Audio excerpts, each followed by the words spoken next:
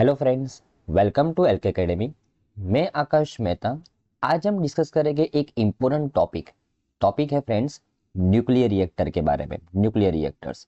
तो अभी ये टॉपिक क्यों पढ़ रहे हैं, आप हेडलाइन देख सकते हो फ्रेंड्स कि अभी अभी रिसेंटली यूएस ने अप्रूव किया है हॉलटेक कंपनी को कि वो न्यूक्लियर रिएक्टर्स इंडिया के अंदर बनाएगी। यस, और ये जो अप्रूवमेंट है यूएस का, वो इंडो यूएस न्यूक्लियर डील को रिवाइव करता है। अभी ये इंडो यूएस न्यूक्लियर डील क्या थी वो समझेंगे। उसके अलावा ये जो न्यूक्लियर रिएक्टर्स इंडिया के अंदर बनेंगे उसका एडवांटेज हमको क्या मिलेगा, राइट। उसके अलावा न्यूक्लियर रिएक्टर्स क्या होते हैं, वो सबके बारे में इस न्यूज़ के अंदर हम डिटेल में चर्चा करेंगे फ्रेंड्स, बराबर ना।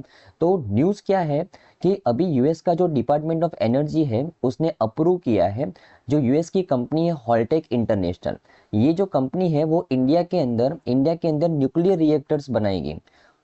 तो किसके साथ पार्टनरशिप करके, तो हॉलटेक एशिया, ये हॉलटेक हॉलटेक की ही सब्सिडरी है। उसके अलावा एलएनटी और टाटा कंसल्टिंग इंजीनियर लिमिटेड, ये तीन कंपनी साथ में मिलके इंडिया के अंदर न्यूक्लियर रिएक्टर्स बनाएगी। यूएस के डिपार्टमेंट ऑफ एनर्जी ने अप्रूवमेंट दिया है हॉलटेक इंटरनेशनल, जो एक यूएस की कंपनी है, कि ये कंपनी इंडिया के अंदर न्यूक्लियर रिएक्टर्स बनाएगी। किसके साथ पार्टनरशिप करके, तो हॉलटेक एशिया जो हॉलटेक इंटरनेशनल की ही सब्सिडरी है, एलएनटी और टाटा कंसल्टिंग इंजीनियर लिमिटेड, ये तीन कंपनी के साथ इंडिया के अंदर न्यूक्लियर रिएक्टर बनाया जाएगा। राइट ना, ये एग्रीमेंट हुआ है इंडिया और यूएस के बीच में, राइट। ये जो एग्रीमेंट हुआ है ना इंडिया और यूएस के बीच में, वो इंडो यूएस न्यूक्लियर डील के माध्यम से हुआ है फ्रेंड्स। अभी ये जो इंडो यूएस न्यूक्लियर डील है ना, वो 2008 के अंदर हुआ था। 2008 के अंदर जब हमारे प्राइम मिनिस्टर कौन थे, मनमोहन सिंह, और यूएस के प्रेसिडेंट कौन थे, जॉर्ज बुश थे। कौन थे फ्रेंड्स, जॉर्ज बुश।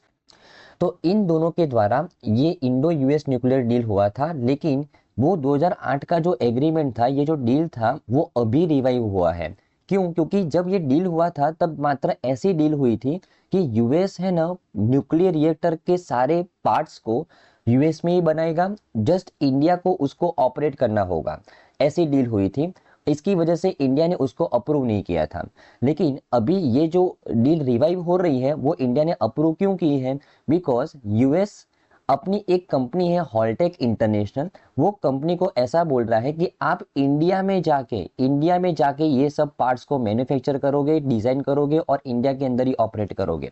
तो यहाँ पे यूएस इंडिया को टेक्नोलॉजी दे रहा है फ्रेंड्स, बराबर ना, जो हमारे लिए एडवांटेजियस होगा। हम उस टेक्नोलॉजी के माध्यम से कुछ सीखेंगे और फ्यूचर में हम खुद मैन्युफैक्चर कर सकते हैं, बराबर ना, राइट। तो इंडो यूएस न्यूक्लियर डील को अभी रिवाइव किया गया है और यूएस ने अप्रूव किया है हॉलटेक इंटरनेशनल को कि भाई वो न्यूक्लियर रिएक्टर को इंडिया में बनाए, राइट ना। तो यहाँ पे टेक्नोलॉजी हमको प्रोवाइड की जा रही है, सिंपल, बराबर ना। Okay, right. ओके, अगर मैं इस हॉलटेक इंटरनेशनल की बात करूं ना फ्रेंड्स, तो ये हॉलटेक इंटरनेशनल का जो रिलेशन है वो भारत से जुड़ा हुआ है। बिकॉज उसके जो सीईओ है, उसके जो प्रेसिडेंट है कृष्णा पी सिंह, वो इंडियन ओरिजिन पर्सनालिटी है, इंडिया के बिहार से वो बिलोंग करते हैं। और इसकी वजह से भारत को इसका एडवांटेज मिला है। और आज ये कंपनी इंडिया के अंदर न्यूक्लियर रिएक्टर्स बनाएगी फ्रेंड्स, बराबर ना, राइट। ओके, इसके अलावा तो वैसे तो अभी ये हॉलटेक इंटरनेशनल टाटा और एलएनटी के साथ पार्टनरशिप करके न्यूक्लियर रिएक्टर्स बनाने वाली है। लेकिन उसके अलावा हॉलटेक इंटरनेशनल ने भारत की जो गवर्नमेंट संस्था है nuclear power corporation of India limited, NTPC, और उसके अलावा एटॉमिक एनर्जी रेगुलेटरी बोर्ड, उनको भी ऑफर दिया था कि हम आपके साथ में मिल के न्यूक्लियर रिएक्टर्स इंडिया के अंदर बना सकते हैं। लेकिन कुछ कारणवश ये गवर्नमेंट संस्था के साथ हॉलटेक इंटरनेशनल की पार्टनरशिप पॉसिबल नहीं हो पाई है। और जस्ट अभी हॉलटेक इंटरनेशनल, हॉलटेक एशिया, टाटा और एलएनटी के साथ मिलकर न्यूक्लियर रिएक्टर्स बनाएगा इंडिया के अंदर, बराबर ना। Okay, right. अभी ये जो हॉलटेक इंटरनेशनल है वो इंडिया के अंदर कौन सा रिएक्टर बनाने वाला है फ्रेंड्स, स्मॉल मॉड्यूलर रिएक्टर बनाने वाला है। कौन सा रिएक्टर बनाने वाला है, स्मॉल मॉड्यूलर रिएक्टर। तो अभी हमको समझना है ये स्मॉल मॉड्यूलर रिएक्टर क्या है, राइट। तो इसके बारे में समझते हैं। ओके, अभी फ्रेंड्स इलेक्ट्रिसिटी जनरेट करने के लिए बहुत सारी अलग अलग मेथड है, उसमें से एक मेथड है न्यूक्लियर रिएक्टर। अभी देखो मेन फंडा क्या है, इलेक्ट्रिसिटी जनरेट करने के लिए टरबाइन को घुमाना है और उसकी मैकेनिकल एनर्जी को इलेक्ट्रिकल एनर्जी में कन्वर्ट करना है, बस सिंपल। अभी टरबाइन को किस तरीके से घुमा रहे हैं उसके ऊपर डिपेंड करता है। फॉर एग्जाम्पल अगर मैं हाइड्रो पावर की बात करूँ ना, तो ये टरबाइन को घुमाने के लिए पानी के प्रेशर की आवश्यकता रहती है। पानी बहुत ऊंचाई से गिराया जाता है और उसके प्रेशर से टरबाइन घूमता है और इलेक्ट्रिकल एनर्जी में कन्वर्जन किया जाता है।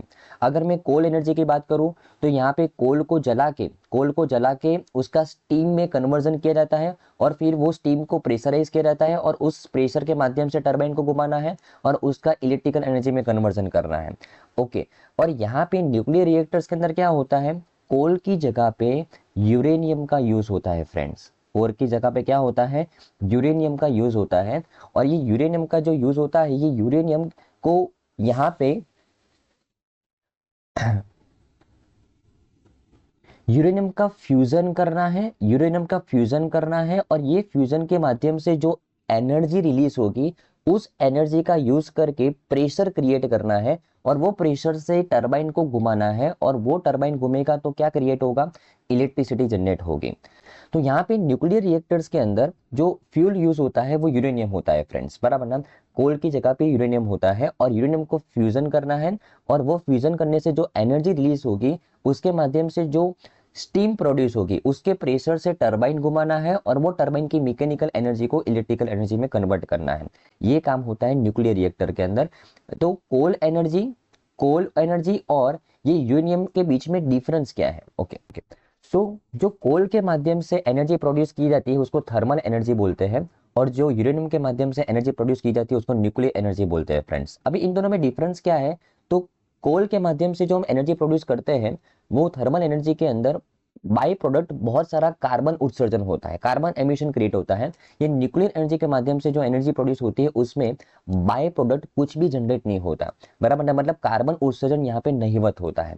इसकी वजह से ये हमारे पॉल्यूशन पर्सपेक्टिव से वो बहुत ज्यादा कारगर साबित होता है, राइट ना। ओके, तो इसके लिए यहाँ पे न्यूक्लियर एनर्जी के ऊपर फोकस किया गया है।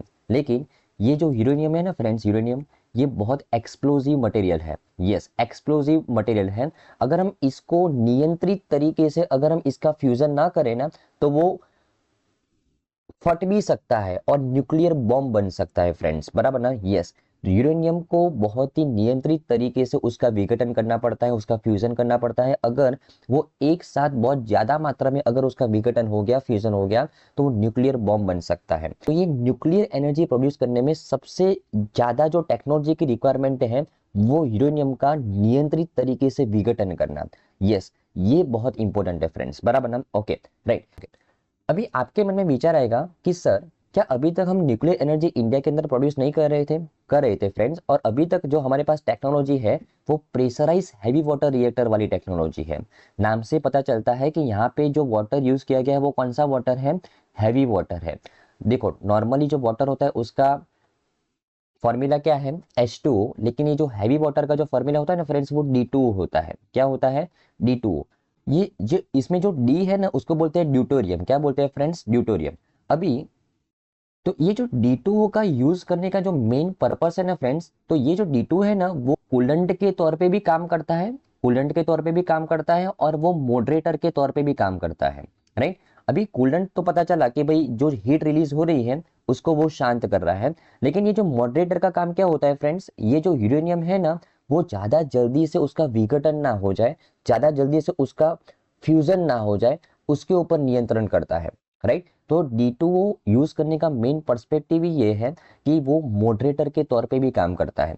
इसके लिए इंडिया में ज्यादातर हैवी वाटर रिएक्टर का यूज किया जाता है ताकि न्यूक्लियर ये जो यूरेनियम है ना वो एकदम नियंत्रित तरीके से उसका फ्यूजन हो, राइट। लेकिन जैसे ये हैवी वाटर रिएक्टर के अंदर ये जो हैवी वाटर बनाना, ये D2O बनाना वो अपने आप में एक बहुत बड़ा चैलेंज है, एक बहुत टेक्नोलॉजी चाहिए इसको बनाने के लिए। तो इसके लिए ये बहुत महंगा पड़ जाता है फ्रेंड्स, बराबर ना। तो यहाँ पे ये जो इंडिया और यूएस के बीच में जो डील हुई ना, न्यूक्लियर डील, जो हॉलटेक कंपनी हमारे इंडिया के अंदर बनाने वाली है, वो कौन सा रिएक्टर बनाने वाली है, प्रेशराइज वाटर रिएक्टर बनाने वाली है। प्रेशराइज हैवी वाटर रिएक्टर नहीं, प्रेशराइज हैवी वाटर रिएक्टर हम ऑलरेडी ऑपरेट करते हैं, लेकिन यहाँ पे प्रेशराइज वाटर रिएक्टर बनाने वाला है जहाँ पे कूलेंट के तौर पे क्या यूज होगा फ्रेंड्स, H2O यूज होगा। यहाँ पे हमको D2O बनाने की जरूरत नहीं है। तो यहाँ पे हॉलटेक ये टेक्नोलॉजी हमको प्रोवाइड करने वाली है कि आप डायरेक्टली पानी का यूज करके हम यूरेनियम को एक नियंत्रित तरीके से हम इसको इसका फ्यूजन कर सकते हैं, राइट ना। ओके, लेकिन ये प्रेशराइज वाटर रिएक्टर के अंदर जो यूरेनियम यूज होता है वो एक स्पेसिफिक टाइप का यूरेनियम होना चाहिए, एनरिच यूरेनियम जिसको बोलते हैं, और वो यूरेनियम भी हॉलटेक इंटरनेशनल हमको प्रोवाइड करने वाली है, राइट। तो यहाँ पे ये डील के अंदर टेक्नोलॉजी तो प्रोवाइड करने ही वाले हैं, उसके अलावा यूरेनियम जो प्रेशराइज वाटर रिएक्टर के लिए जो यूरेनियम काम में आता है जिसको बोलते हैं एनरिच यूरेनियम, वो यूरेनियम भी हॉलटेक इंटरनेशनल हमको प्रोवाइड करने वाली। लेकिन ये प्रेशराइज वाटर रिएक्टर के अंदर जो यूरेनियम चाहिए फ्रेंड्स, वो स्पेसिफिक टाइप का चाहिए जिसको बोलते हैं एनरिच यूरेनियम। क्या बोलते हैं फ्रेंड्स? एनरिच यूरेनियम बोलते हैं। और ये एनरिच यूरेनियम भी हमको हॉलटेक इंटरनेशनल प्रोवाइड करने वाली है, राइट ना। तो ये डील के अंदर हमको टेक्नोलॉजी भी मिलेगी और एनरिच यूरेनियम भी मिलेगा, ताकि हम प्रेशराइज वाटर रिएक्टर के माध्यम से न्यूक्लियर एनर्जी प्रोड्यूस कर पाए, राइट ना। ओके, अभी यहाँ पे हॉलटेक इंटरनेशनल है ना, वो इंडिया के अंदर स्मॉल मॉड्यूलर रिएक्टर बनाने वाला है। अब ये स्मॉल मॉड्यूलर रिएक्टर क्या होता है कि जो न्यूक्लियर रिएक्टर के माध्यम से 1 मेगावाट से 20 मेगावाट तक की इलेक्ट्रिसिटी प्रोड्यूस हो, इसको माइक्रो रिएक्टर बोलते हैं। जो न्यूक्लियर रिएक्टर के माध्यम से 20 मेगावाट से 300 मेगावाट की इलेक्ट्रिसिटी प्रोड्यूस हो, इसको बोलते हैं स्मॉल मॉड्यूलर रिएक्टर। तो ये वाला मॉड्यूलर रिएक्टर हम यहाँ पे बनाने वाला है। ओके, और मीडियम न्यूक्लियर रिएक्टर किसको बोलते हैं? जिसके माध्यम से हम 300 मेगावाट से 1000 मेगावाट का इलेक्ट्रिसिटी प्रोड्यूस कर पाए, बराबर ना, राइट। तो आई थिंक फ्रेंड्स आपको इस पूरी न्यूज में अच्छे समझ में आया होगा कि किस तरीके से Indo US nuclear deal revive हुआ और Holtec international small modular reactor India के अंदर बनाने वाली है, बराबर ना। और स्मॉल मॉड्यूलर रिएक्टर क्या होते हैं, न्यूक्लियर एनर्जी कैसे ऑपरेट होती है, वो भी आपको अच्छे से समझ में आया होगा। Thank you friends, bye.